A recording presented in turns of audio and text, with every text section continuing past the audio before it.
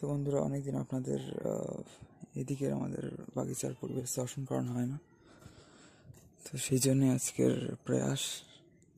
শীতকাল তো পড়ে গেল, একদম ভালো রকম শীত কিন্তু স্টার্ট হয়ে গিয়েছে। আপনারা কোথায় থাকেন এবং আপনাদের ওখানে কেমন শীত পড়েছে, কেমন ঠান্ডা পড়ছে, অবশ্যই আপনারা কমেন্ট করে আমাদের জানাতে পারেন, কমেন্ট বক্সে কমেন্ট করে। তো এই হচ্ছে আপাতত পরিস্থিতি। রোদ্দুর তো এখন উঠছে, এমন কিছু হিউজ শীত পড়েনি, এটা জানুয়ারি স্টার্টিং বা ডিসেম্বরের লাস্টে পড়ে, তখন হয়তো রোদ্দুরও ওঠে না কুয়াশা মেঘের জন্য। বাট আজকেও সকালটা একটু মেঘলা ছিল, বাট এখন হালকা রোদ্দুর উঠছে। এখন ভালো রকম রোদ্দুর উঠে যাওয়ার কথা, সেখানে এখন বাজে 9:50, মানে প্রায় 10টা, সেখানে হালকা রোদ্দুর উঠছে।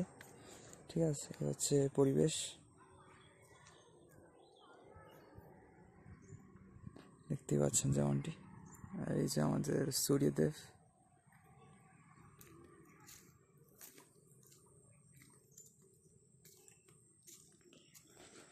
আর এই যে বাগিচার পরিবেশ কিছুটা এরকম, একটু পরিষ্কার পরিচ্ছন্ন হয়েছে এদিকটা আগের তুলনায়।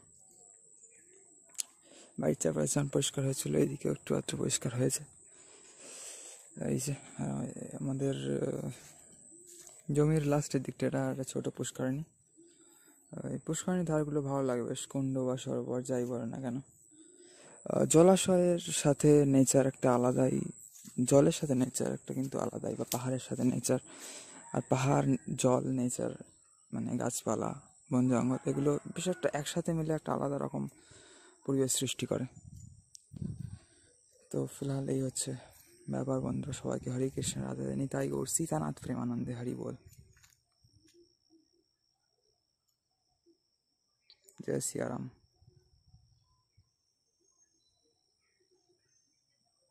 তো বন্ধুরা, কেমন আছেন সবাই? আশা করি সকলেই ভালো আছেন।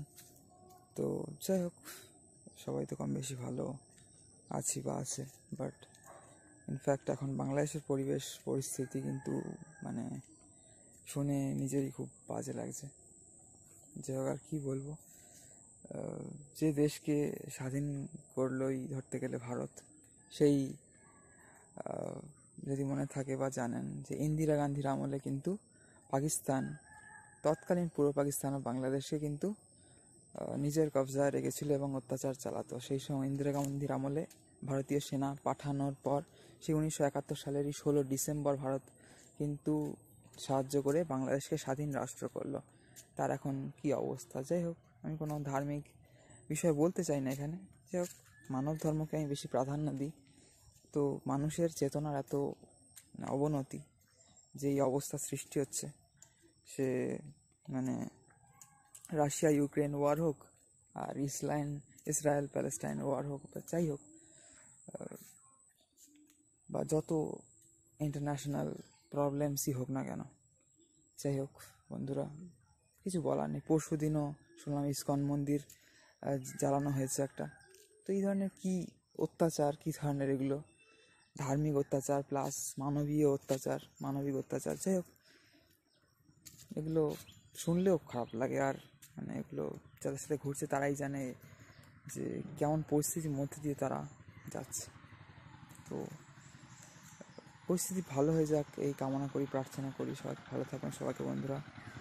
হরে কৃষ্ণ, রাধে রাধে, জয় জয় শ্রী রাধে শ্যাম, জয় জয় শ্রী सीताराम, जय जय श्री पार्वती महादेव, जय जगन्नाथ, जय श्री जगन्नाथ बलदेव सुभद्रा महारानी की जय, वृंदावन धाम की जय, नवद्वीप धाम की जय, पुरी धाम की जय, द्वारका धाम की जय, सर्वधाम की जय, भारत देश की जय। हरे कृष्ण, राधे राधे।